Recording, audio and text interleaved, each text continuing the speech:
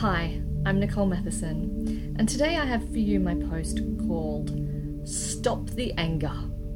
3 ways to find more love in your relationship now. Several years ago, I was stuck in a dark place in my marriage. The darkness seeped out as anger. I would storm and bang about the house in a passive-aggressive fury without saying anything to my husband. It would seep out in my avoidance of intimacy. My libido was practically non-existent at the time. And it seeped out in my energetic output, as in he could feel my anger and would respond by being more cautious and standoffish as a result of it. And this just made me angrier, and around we would go. As a result, our marriage was starting to feel more unsafe and less loving for both of us. It's funny, isn't it? Because often when we're in a dark relationship place, such as the one I've described above, we think we need our partners to change. We think, if I could just feel more love from him first, or if he could just behave in a different way, then everything would be better. But in my experience, waiting for him to change or trying to change him doesn't work. It didn't work for me. And it actually feels very disempowering waiting for someone else to change, waiting for someone else to do anything before you can feel better. So the question really is, what does work? What can you do? So here I have 3 things that you can start to do right now to feel more love in your relationship. Okay, the first is repair. So first of all, we have to stop thinking that disagreements are mistakes, or that there's something wrong with the relationship when we disagree, when we fight, when we have different opinions. Rather, instead of focusing on trying to avoid problems or conflicts, because in partnership that's impossible to do, we need to focus on getting really good at repair. In this context, what I mean by repair is taking the steps to make up after a fight or disagreement. So it's the act of apology, explanation, debriefing, revisiting, exploration, and sharing your deeper values in order to allow you to make sense of your conflict and to grow, to get closer, to connect together. As a result of repair, there is more love, more connection, more clarity, less fear in your relationship. Everyone needs this relationship skill, but most of us have never been taught it and we've never learnt it. So it's a really good point of focus for you to have if you feel like your relationship could do with some more love. I talk about more repair in my post, Don't Stop Arguing, Learn This One Skill. So what you can do right now is make the effort to repair something that you feel has been left unfinished. So you know your relationship best and what will work for you and what way you can approach this. There's no one way to approach it.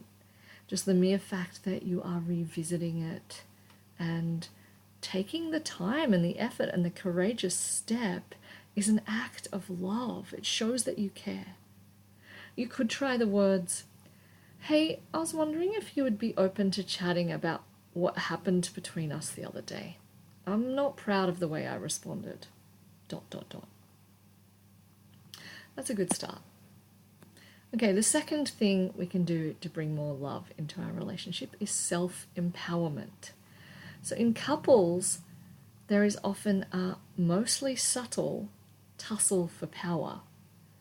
A tussle for who gets to be right, who gets to decide on things, who has more power over the different realms of love, sex, money, children, home, whatever.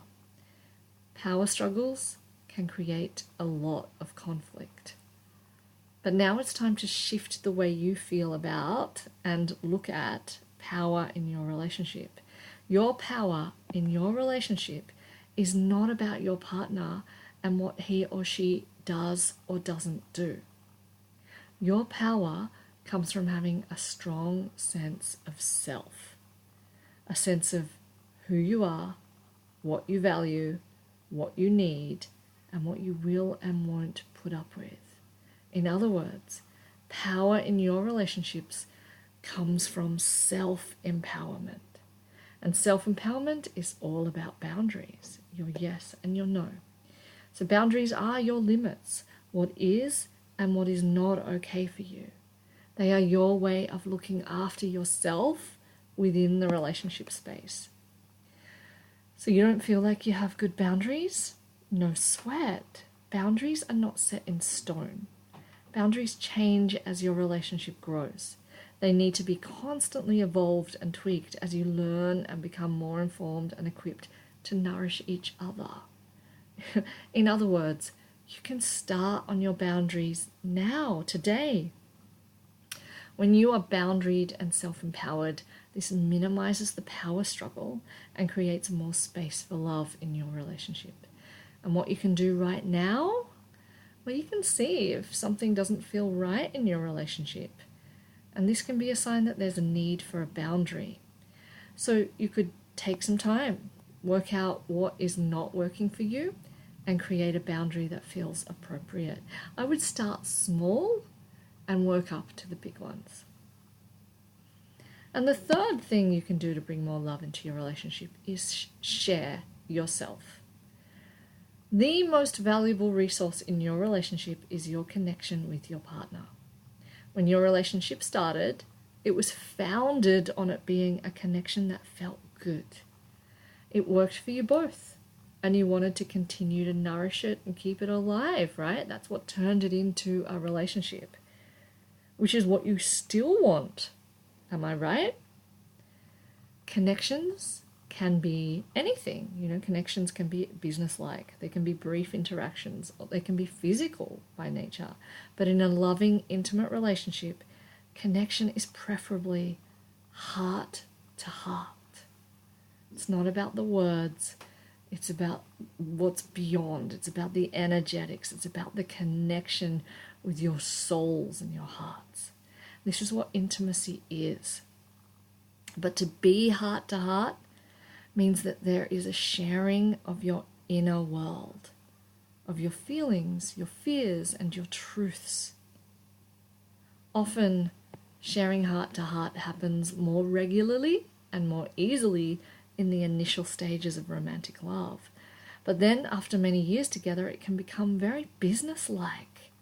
It's common for couples to stop sharing and to become more focused on the logistics. Who's going to pick up the kids, who's cooking dinner, or who's paying the bills, what time are you getting home, what are your plans this weekend? And despite the time pressures, there's also a deeper reason why we don't share, and that reason is shame. And I feel that shame often comes from the beliefs and presumptions we hold about marriage, what we believe it means to be married, and how we should behave when married. And when I say married, I mean in a relationship, any relationship that is committed. We often shame ourselves into believing, in inverted commas, I shouldn't be thinking or feeling this way. This is not what a good wife or good partner thinks, feels, or needs. When you feel ashamed of your thoughts, your feelings, and needs, it can be very scary to share. In fact, when we're ashamed, what we often do is we bury and we hide. Sharing is very vulnerable. In my marriage, shame kept me isolated for far too long. When I finally took the brave step of sharing myself from that dark place, it was super scary. And it was all because of the pressure I had put on myself and what I believed marriage needed to look like. But when I shared, everything changed. It was like a huge relief. It was a relief for me to share and to be heard. And it was a relief for my husband to hear, because he had presumed the worst. And me not sharing with him was actually doing us both a disservice. So what you can do right now, start small. Explore where you might be shaming yourself, your feelings, your thoughts, your needs. And then gently find a hidden part of you that you feel comfortable in allowing your partner to see and feel. And start there. Start small and see what happens.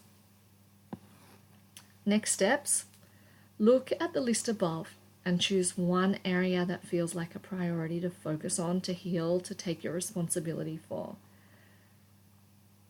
And see how you go. If you need one-on-one help, I am here for you. Another thing you could do is sign up for my 3 steps to stop being a bitch, because this is the start of being more loving. You can read or listen to the previous posts in the series, like, for example, why do I get so angry at my husband? And for a deeper dive, you can join my online workshop, How to Stop Being a Bitch to the One You Love, where I go really deep into how we are bitches, why we are bitches, and how to stop. See you later. Bye.